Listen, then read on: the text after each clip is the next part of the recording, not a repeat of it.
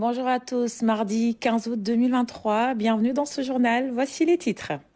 Célébration de l'Assomption ce mardi commémore la montée de la Vierge Marie au ciel. Dans ce journal, nous irons à la cathédrale de Dakar où les fidèles sont venus nombreux se recueillir. Dans l'actualité également, la tournée du ministre de l'Agriculture, Aly Ngouille Ndiaye, s'est rendue dans le Pakao où plus de 50 000 palmiers sont implantés. L'objectif, atteindre l'autosuffisance en huile de palme au Sénégal. Et puis, dans le trésor des régions, nous vous emmenons en excursion à Lompoul. Dans cette petite zone désertique, plein d'activités sont proposées. Balade à pied, en quad ou encore l'incontournable promenade à dos de chameau. L'Assomption célébrée ce mardi 15 août par les chrétiens du monde entier et du Sénégal également. Elle commémore la montée de la Vierge Marie au ciel pour être auprès de Dieu à la cathédrale de Dakar. Les fidèles sont venus nombreux pour partager ces moments de prière et de dévotion. Moussa Mané. Au terme de sa vie terrestre, la Vierge Marie, mère de Jésus, est montée au ciel pour entrer dans la vie en Dieu. C'est la fête de la gloire de Dieu, parce que c'est Dieu lui-même qui élève Marie jusqu'à lui. Et Marie va le chanter. Dieu élève les humbles. Marie a accepté la mission d'être la mère du Sauveur. Et après avoir accompli parfaitement cette mission, Dieu l'élève au ciel pour qu'elle partage désormais la gloire de son Fils. Auprès de Dieu, Marie représente l'espérance, la voie à suivre pour tout chrétien. Ainsi, le curé invite les fidèles à vivre leur futur sous le manteau de Marie. Nous, en tant que fidèles, catholiques, chrétiens, enfants de Marie, Marie, en montant au ciel, nous rappelle que notre demeure n'est pas sur terre, notre demeure est au ciel. Et nous sommes tous attendus au ciel. Marie nous attend auprès de son Fils. Dieu nous veut tous autour de lui au ciel pour le louer comme les anges. Et donc, c'est un rappel à tous les chrétiens que nous sommes des pèlerins sur la terre et que nous devons mener une vie qui correspond à ce que Jésus nous a légué comme héritage, une vie basée sur l'amour. Et c'est ce chemin de l'amour qui nous mène au ciel. Marie, femme de la paix, car elle a donné son Fils Jésus. Sur le chemin de la foi et de la promesse d'une vie éternelle, elle symbolise l'espoir pour tout chrétien. Sentiment de gratitude, de joie, de reconnaissance envers notre Dieu et son Fils Jésus-Christ, qui nous a laissé Maman Marie comme mère, qui est notre mère ici-bas et qui intercède aussi pour nous auprès de son Fils. C'est un moment de joie pour la communauté chrétienne au Sénégal et dans le monde entier. Et nous prions aussi pour la paix dans notre pays, que la paix revienne dans nos cœurs et que nous vivions vraiment dans la cordialité dans ce beau pays, le Sénégal. Nous demandons à ce que Maman Marie, qui a été élevée au ciel, nous donne la paix au Sénégal. Vraiment qu'elle puisse assister nos dirigeants pour qu'ils puissent vraiment instaurer la paix et la justice dans ce pays. Nous prions aussi pour le monde entier et nous prions pour les enfants. La fête de l'Assomption célèbre donc la mort, la résurrection, l'entrée au ciel et le couronnement de la bienheureuse Vierge Marie. La Basse-Casamance, nouvelle étape de la tournée du ministre de l'Agriculture, Aly Ngouille Ndiaye, et sa délégation sont dans le Pakao. Dans cette localité, des milliers de palmiers sont à planter. Notre pays, vous le savez, vise l'autosuffisance en huile de palme. Pendambao. Après le bassin arachidier devenu bassin agricole, le Pakao accueille le ministre de l'Agriculture et sa délégation. Et c'est dans le cadre du suivi de la campagne agricole 2023 avec les 50 000 palmiers plantés pour l'autosuffisance en huile de palme au Sénégal. Nous avions constaté que toutes ces dernières années, l'essentiel de l'huile que nous consommons au Sénégal, surtout l'huile raffinée, c'est de l'huile de palme. Et pour mémoire, c'est plus de 200 000 tonnes importées chaque année. Et le DRD m'a rappelé d'ailleurs qu'il y a de cela une vingtaine d'années, 25 ans, lui-même il était là dans la zone sud, les Malaisiens étaient venus au Sénégal chercher des plants. Et donc aujourd'hui, c'est la Malaisie qui nous donne pour l'essentiel donc cette huile. Ce n'est pas uniquement au Sénégal, c'est également dans d'autres pays. Et c'est pourquoi j'ai pensé, compte tenu du retour de la pluviométrie, qu'il serait bien qu'on reprenne en tout cas ces plantations de palmarès, qu'on en fasse dans toutes les régions sud, que ce soit Ziguinchor, Sédhiou, Kolda jusqu'à Kédougou. Et avec cette qualité que nous avons opté de faire, ça devrait nous produire au moins 4 tonnes d'huile par hectare. Donc ça veut dire que déjà vous avez une idée de ce qu'il nous faut pour être autosuffisant. Nous avons les moyens. Nous avons lancé ce programme qui consiste à planter 50 000 palmiers. Donc on a ça, je vous dis, c'est un programme qu'on a démarré pratiquement depuis le mois d'avril-mai, qu'on a commencé à acheter les semences, qu'on a fait tout ça. Donc aujourd'hui, on le déploie sur le terrain, on va le déployer sur ces 4 régions. Et je pense que si les populations s'en occupent bien, dans 4 ans, nous allons commencer à récolter. Et je souhaite que chaque année, qu'on puisse faire beaucoup plus. Et je pense que d'ailleurs qu'on le fera, Inch'Allah. Nous mesurons à sa juste valeur l'acte que vous venez de poser, car nul n'importe l'importance de l'arbre pour les humains, surtout le palmier.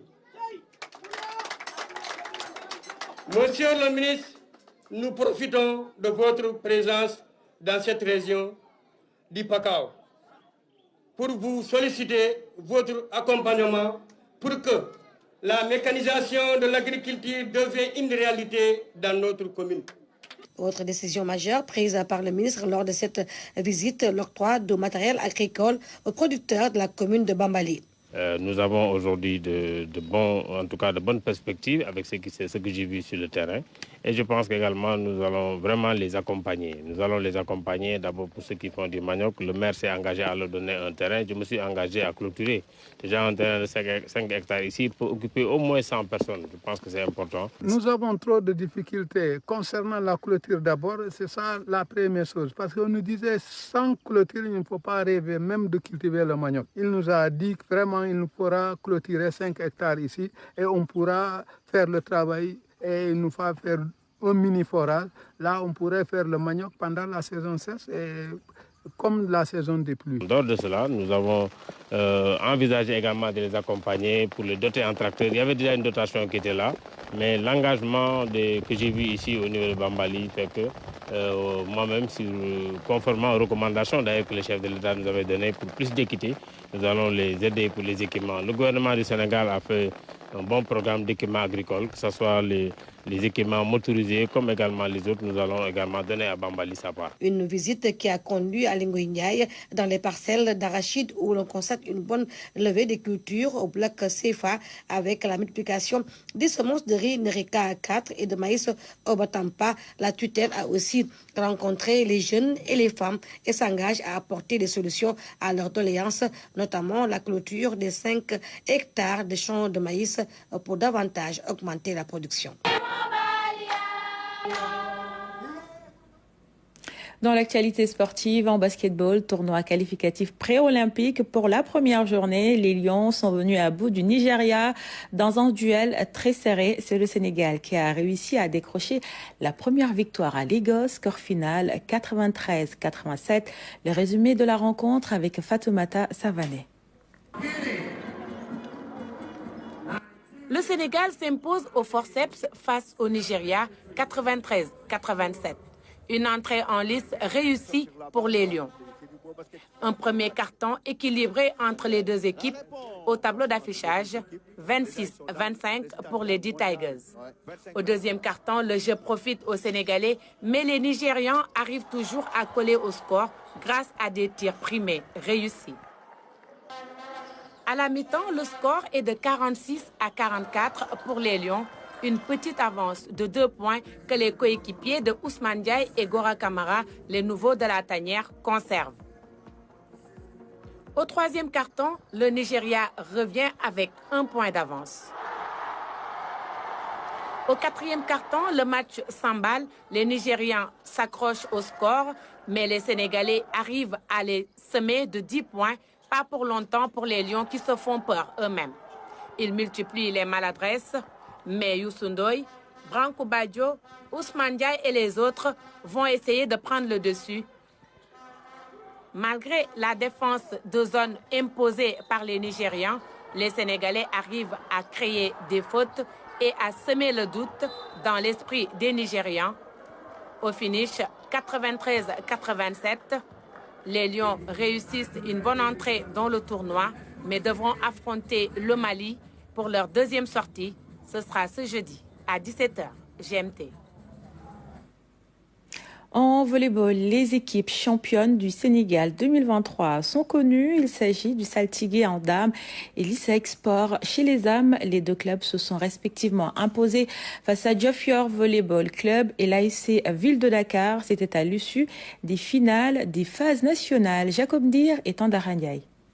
Ce fut l'apothéose à Marichdiaye. Les équipes de l'ASC Ville de Dakar et ISEG Sport ont émerveillé un public connaisseur et qui a apprécié à sa juste valeur une finale pleine de passion et de rebondissements. Le volleyball, sport à technique très difficile, grosse illustration avec les bleus et jaunes de l'ASC Ville de Dakar face aux étudiants de l'ISEG Sport à la grande messe du volleyball sénégalais. À la petite comme à la grande diagonale, ce fut vraiment du plaisir avec surtout de très bonnes réceptions, de très bonnes manchettes. Même si, auparavant, il faut dire qu'il y a eu beaucoup de fautes de filet, mais aussi des fautes de pénétration en attaque, avec une facture technique tout à fait remarquable. Au contre, avec les longilignes joueurs de l'ISEG au poste 1 et poste 3, et qui ont séduit Ibrahima Diagne, mais aussi Sabali ont bousculé les jaunes et comme il faut dire, ça a été absolument magnifique avec Serigne Kébé et Lamine Baye. 5e set à 15 qui a vu la victoire sublime de l'équipe de l'ISEG sur l'ASC Ville de Dakar, 3-7 à 2. C'est vrai que c'est une nouvelle équipe, mais c'est une équipe qui a changé de dénomination. On était en Afrique récemment, on a représenté le Sénégal. Et avec la prestation qu'on a eue et l'effectif qui s'est renforcé, on a pu défendre notre titre. Du côté des fédéraux, c'est véritablement la satisfaction totale à l'occasion d'une saison bien remplie. Alors tout d'abord, je commencerai par remercier le ministère des Sports, mais aussi le comité olympique vraiment qui nous ont accompagnés tout au long de cette saison sportive. Alors je ne peux que me réjouir de ces deux belles finales à laquelle nous venons d'assister et vraiment remercier l'ensemble des acteurs du monde du volleyball. L'autre satisfaction aussi, c'est que toutes ces équipes finalistes ont amené avec elles leurs écoles de sport et qui ont supporté, mais aussi qui ont appris à travers justement ces finales. Donc la fédération se félicite une fois de plus d'arriver au bout de cette saison et de pouvoir justement avoir deux grands champions, à savoir l'équipe de Saltigué chez les filles et l'équipe de l'ISEG. Et ce sont ces mêmes équipes qui avaient gagné l'année dernière. Et donc ça veut dire que bon voilà, seul le travail paye. Mais compte tenu de ce qu'on a vu, une finale comme celle-là, avec sa qualité technique, le public connaisseur en redemande. Place maintenant à l'actualité consacrée à nos régions.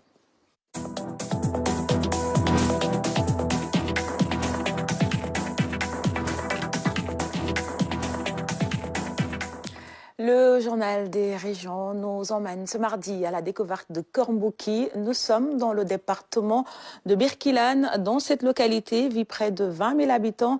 L'agriculture et l'exploitation du sel restent les principales activités des populations de Kormbouki, composées majoritairement de jeunes. Claire Diop.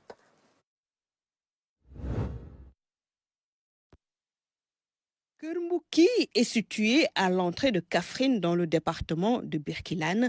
La localité est érigée en commune en 2014 suite à l'éclatement de l'ancienne communauté rurale de Birkilane en 3 collectivités locales.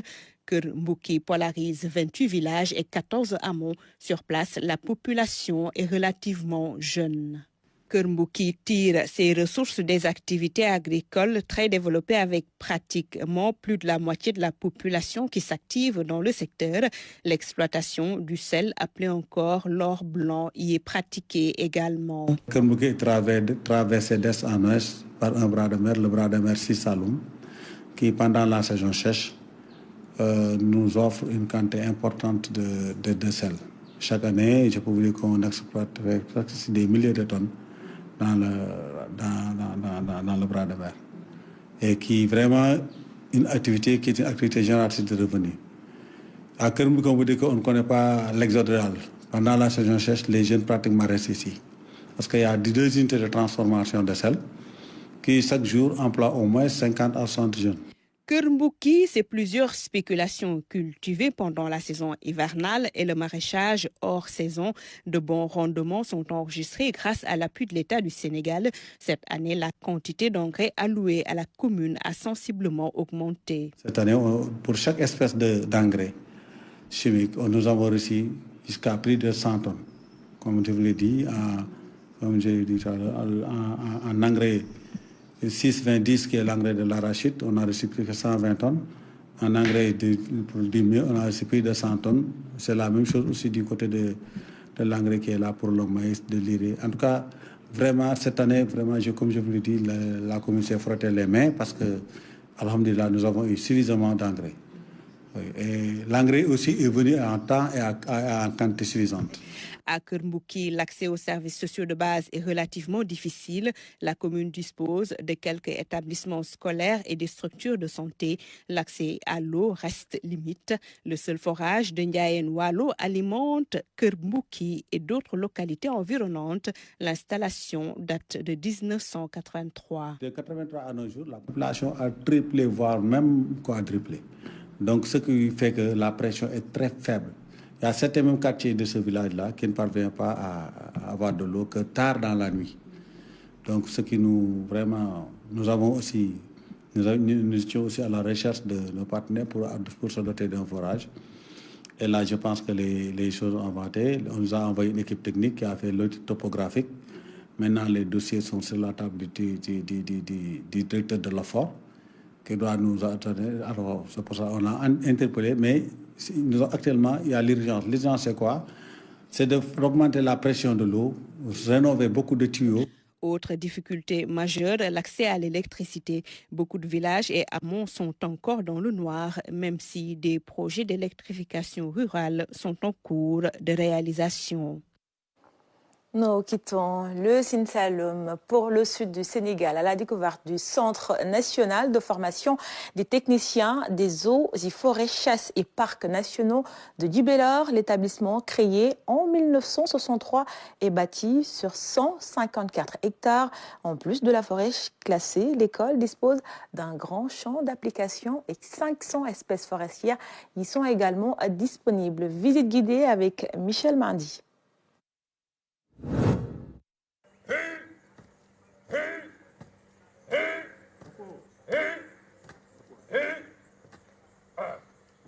Comme chaque matin, la journée démarre par une cérémonie de levée des couleurs, un instant solennel qui impose le respect des valeurs patriotiques du pays. Nous sommes au Centre national de formation des techniciens des eaux et forêts, chasses et parcs nationaux de Djibélor. Ici, on forme des professionnels de la protection et de la conservation de la nature. L'établissement est créé en 1963 et il s'appelait École nationale des agents techniques des eaux et forêts. Donc la mission principale était de former des agents techniques des eaux et forêts. Mais à partir de 1990-91, l'école a été héritée en centre national de formation des techniciens des eaux, forêts, chasses et des parcs nationaux par le décret 91-1350 du 6 décembre 1991. La formation des techniciens qui dure 3 ans lie la théorie à la pratique. Sur une superficie de 154 hectares, les élèves apprennent tous les éléments du processus de protection de l'environnement, de la production des plantes à l'exploitation du bois, en passant par le reboisement et la sensibilisation. Les enseignements sont à la fois théoriques et pratiques. Je vous dirais que c'est 50% de théorie et 50% de pratique. Vous comprendrez que dans les classes, ce sont les cours théoriques avec les enseignants et sur le terrain, ce sont des cours pratiques. C'est beaucoup de pratiques, beaucoup d'applications pratiques dans la forêt. Le centre dispose de salles d'études, d'une infirmerie, d'un foyer et de dortoirs. Autrefois, les élèves et le personnel résidaient sur place. Mais avec les politiques d'ajustement structurel des années 80, l'école est devenue un centre national de formation en 1991. Une mutation qui a induit la suppression de l'internat. 24 ou 25 élèves pouvaient rester dans ce dortoir-là. Voilà, et à l'entrée, vous avez vu des chambres. C'était les surveillants qui étaient. Ce sont les surveillants qui logeaient dans les premières chambres. Et les élèves par là. Donc il n'y a plus Internet depuis ces années-là. Ce qui fait que les chambres ne sont pas habitées. Mais de temps en temps, s'il y a des étrangers, des gens qui sont venus en mission, on balaye les chambres, on met des matelas et on leur dit de rester, le temps de terminer leur mission et partir. À côté des salles de cours, l'arboretum, un espace dédié à la conservation des différentes espèces de plantes.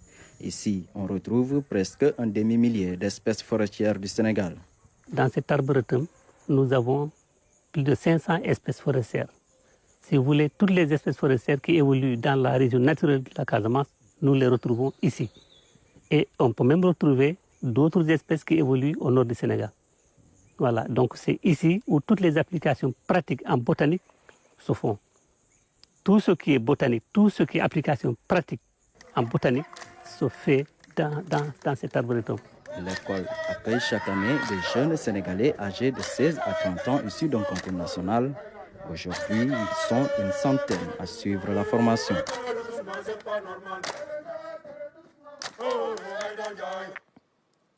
L'actualité, c'est aussi les préparatifs du Grand Magal de Touba. Une série de reportages est prévue en prélude à cet événement religieux. Focus dans ce journal sur le complexe Cheikh Ahmadoul Khadim.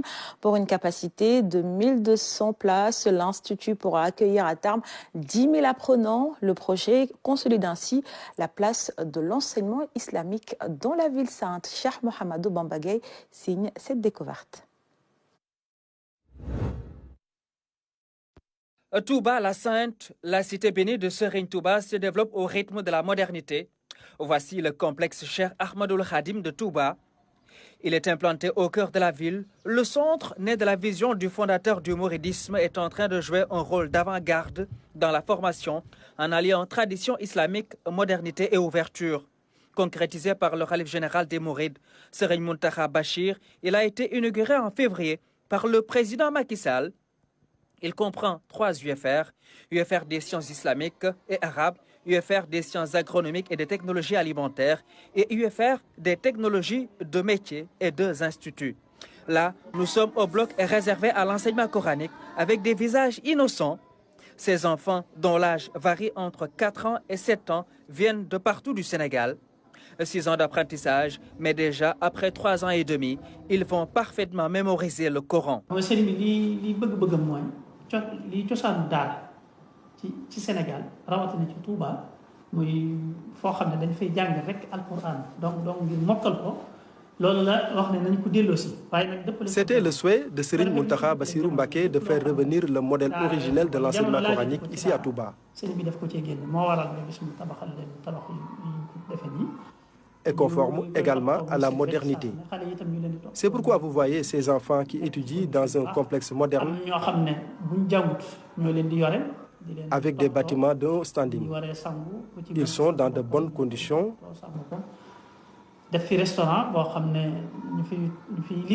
Ils mangent bien et nous tenons à leur propreté. Par exemple, le chef cuisinier vient d'Angleterre. Angleterre la nekk waaye daf fee bi ñuy toll ci ubbi daf fee ñëw yàgg fi am fi diir ba installé yëpp ba mu taxaw ay nit ñi nga xam ne ñoo war a yore liggéeyu togg bi mu defal leen formation.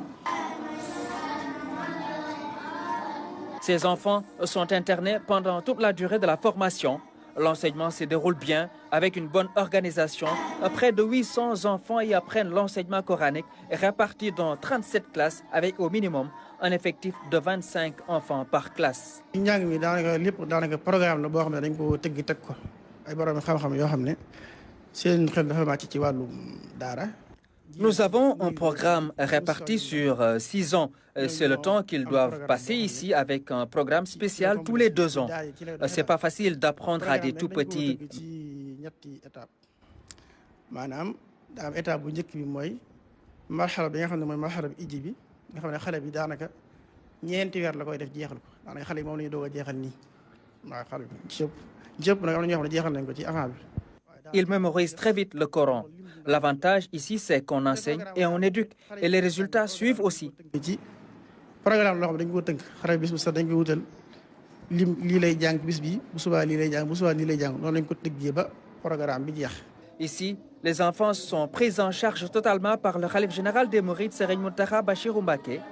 Ils viennent de partout du Sénégal et majoritairement de Touba. sëriñ bi dafa sàkku woon ci ne dafa bëgg ñi nga xam ne ñooy mag ñi àndoon ak sëriñ bu mag bi ak bokkam yi ñoom seeni njaboot na ñëw jiitu ci daara ji doom lay tay. La particularité ici est que tous les premiers disciples de Serigne Touba ont leur arrière-petit-fils ou petit-fille ici. On peut dire que le khalife général Serigne Mountakha Bassirou Mbacké a concrétisé les vœux de Serigne Touba. ginnaaw bi itam am na benn plateforme bu ñu ubbi woon ngir inscrire nga xam ne képp ku xemeen képp ku bëgg sa doom dugg ci daara ji foofu nga inscrire ñooñu ñoo fi daje noonu lañ tàmbalee woon liggéey bi nga xam ne xale yu toll ci juróom-benn at jàpp juróom-ñaari at ñoo doon ñi fi njëkk a tàmbalee jàng daal. L'entrée dans ce prestigieux complexe peut également se faire par inscription sur la plateforme dédiée qui illustre en même temps l'ère de s'adapter aux nouvelles technologies de l'information et de la communication. Et à terme, la formation et l'éducation de ces tout-petits est assurée et pourront perpétuer avec rigueur les idéaux culturels et économiques du fondateur du mouridisme. Et non loin de Touba, à Diourbel, une vaste opération de désensablement de la commune est lancée.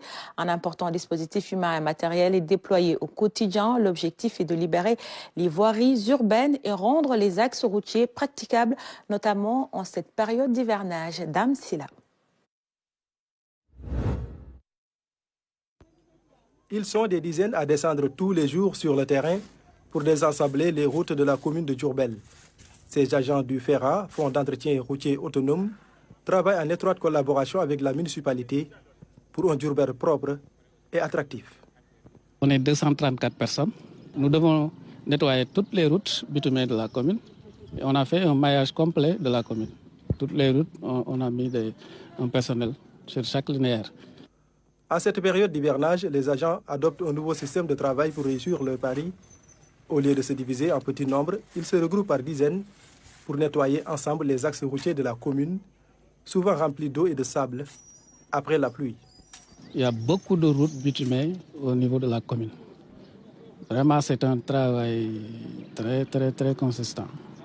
Et comme vous le savez, Diourbel est une ville sablonneuse. Et quand il pleut, vraiment, après la pluie, les routes sont remplies de sable à cause des véhicules.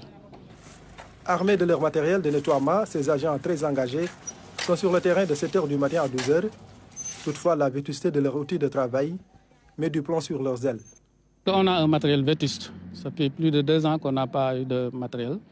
Dans la mesure où il y a une année où le FERA, au niveau de la direction nationale, avait décidé d'acheter du matériel pour toutes les équipes FERA des communes du Sénégal. Malheureusement, ça n'a pas pu être réalisé. Mais il est mis dans la convention que signe le maire avec le FERA chaque année qu'il y a au niveau du budget, en dehors des rétributions que l'on doit au personnel, un budget alloué au petit matériel. La carte routière de la commune de Diourbel est fortement élargie ces dernières années. Les voiries sont bien entretenues grâce aux coups de balai quotidiens des agents du FERA. Et de Diourbel, on file à Matam où le programme alimentaire mondial a inauguré un sous-bureau. Il couvre aussi la région de Saint-Louis. Le PAM, désormais plus proche des populations, va directement travailler avec les communautés. Bachirba. C'est au quartier Afia que sont nichés les locaux du programme alimentaire mondial. Le sous-bureau du PAM à Matam, inauguré en grande pompe, va créer une proximité entre l'agence humanitaire et les populations. Ce sous-bureau symbolise notre engagement à être très près de communautés. C'est mieux d'être ici sur place. Vous avez dit que vous voyez les gens du PAM ici. C'est mieux d'être ici que de vous soutenir de Dakar. Diverses actions ont été initiées dans les régions de Saint-Louis et Matam. La réhabilitation des terres écologiquement dégradées dans la commune de Ogo a permis d'améliorer les conditions de vie de centaines de ménages. Les transferts monétaires pour les enfants scolarisés touchent plus de 100 000 élèves dans les 2 régions. Nous cherchons à renforcer la scolarisation et le maintien de l'école des enfants issus de ménages vulnérables. En particulier, nous voulons aussi le maintien des filles à l'école. et aussi des garçons, à améliorer leur état nutritionnel grâce à des aliments sains et variés, tout en favorisant les achats locaux pour dynamiser l'agriculture et l'économie locale. Les résultats obtenus depuis le démarrage du Suboro en 2021 sont la preuve tangible de notre engagement. Pour les bénéficiaires venus nombreux participer à la fête, l'apport du PAM est considérable.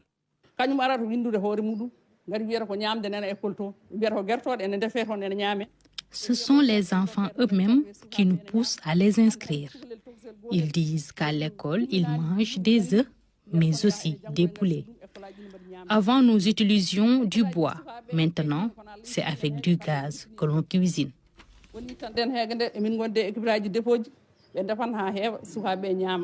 Les autorités de la région et les partenaires du PAM ont pu découvrir les nouveaux bureaux, des bureaux qui font la fierté des agents déployés dans la région. Dans un tout autre registre, on poursuit le voyage à travers le Sénégal. Vous avez le choix entre quad ou randonnée à dos de chameau au milieu des dunes. Bienvenue à Lompoul, un petit espace désertique de 8 km à mi-chemin entre la capitale et la vieille ville. C'est d'ailleurs le seul espace du genre disponible dans notre pays. Sur place, vous allez le voir, les touristes profitent des merveilles de la nature. Excursion dans cet univers inédit avec Lamine Touré. Entre Dakar et Saint-Louis, Lompoul continue d'être un temps d'arrêt à ne surtout pas laisser de côté. Une fois sur place, nous nous embarquons à bord de ce véhicule tout-terrain vers une destination qui apaise le cœur.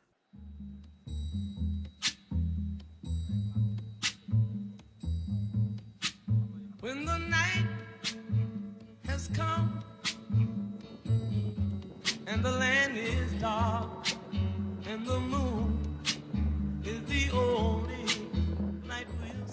Le chemin n'est pas de tout repos, il faut une certaine agilité pour sillonner cette piste rurale de 4 km au contour parfois sensationnel, comme qui dirait un déplacement dans l'air.